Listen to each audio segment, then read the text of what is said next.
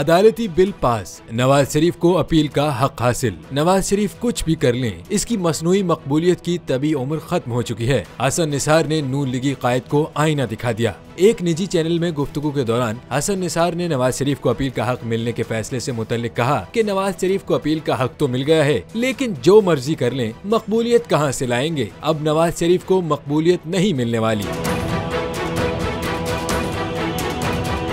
मुनीर नियाजी का शेर पढ़ते हुए हसन निसार ने कहा कि मिल भी गया तो फिर क्या होगा, लाखों मिलते देखे हैं, जा अपनी हसरतों पर आंसू बहा के सो जा। उन्होंने मजीद कहा कि आंसू एवन फील्ड में बहाओ या जाती उम्रा में, वो अब तुम्हारा मुकद्दर बन चुका है, क्योंकि अपील का हक मिलने से नवाज शरीफ का कुछ नहीं बनने वाला। अब बहुत देर हो चुकी है, कुदरत अपना फैसला कर चुकी है, उसके यहाँ कोई अपील नहीं होगी। उनका कहना है कि ये सब धांधलियों की पैदावार है। इस मुल्क के सियासतदानों ने पूरी कौम को शानदार मुस्तकबिल के सुहाने सपने दिखाने के नशे पर लगाया हुआ है। तो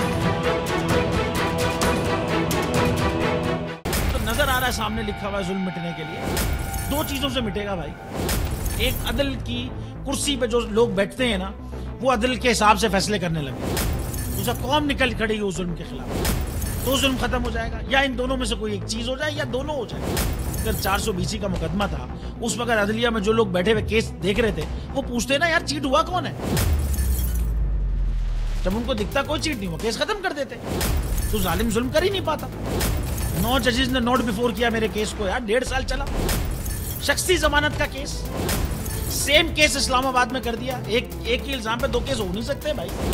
मतलब 60 दिन का वक्त होता है, 102 दिन के बाद मैं जीत गया, केस बरी हो गया, 102 दिन के बाद अपील फाइल की, एक्सेप्ट कर ली। नहीं करते ना एक्सेप्ट, खत्म हो जाता ना जुल्म यार। भरी अदालत में मुझे बरी कर दिया, फिर पता नहीं क्या हुआ, 2.5 घंटे बाद का नोट बिफोर, मैं नहीं सुनता ये केस। खड़े रहते अपने फैसले, मिट जाता जुल्म। अल्लाह ताला ने बिठाया इस इन कुर्सियों पे इनको यार, ये अल्लाह ताला की तरफ से फैसले कर रहे हैं। तो या तो ये फैसले आएंगे, जुल्म मिट जाएगा, या कौम खड़ी हो जाएगी जुल्म के खिलाफ।